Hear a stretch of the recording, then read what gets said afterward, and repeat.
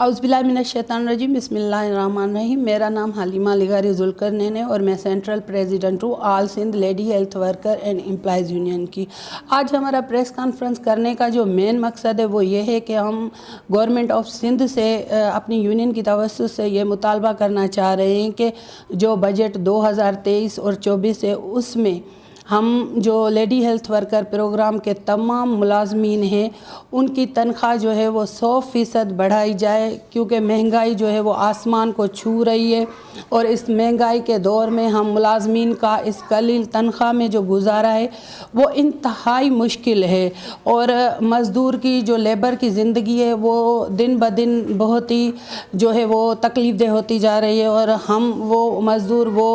मेहनत कश औरतें हैं जो सुबह से लेकर रात तक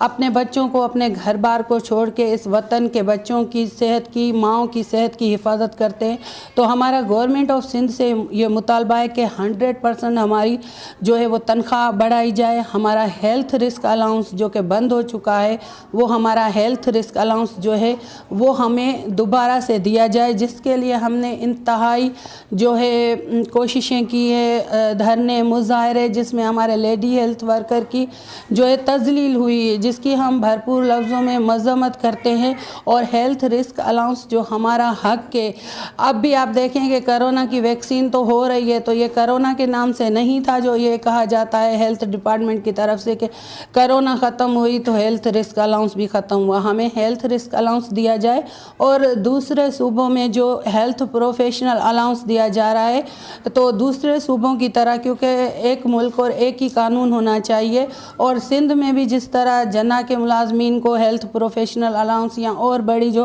हॉस्पिटल है वहाँ के मुलाजमीन को जो हेल्थ प्रोफेशनल अलाउंस है वो 50% या 80% दिया जाता है, तो हमें भी जो है वो हेल्थ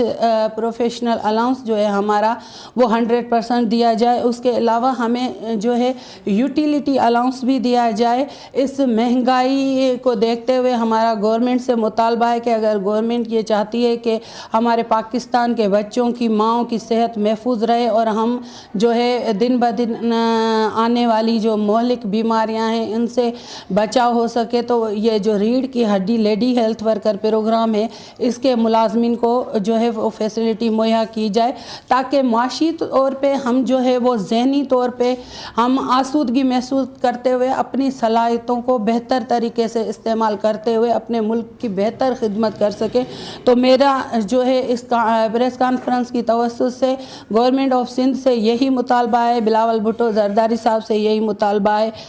CM सिंध जनाब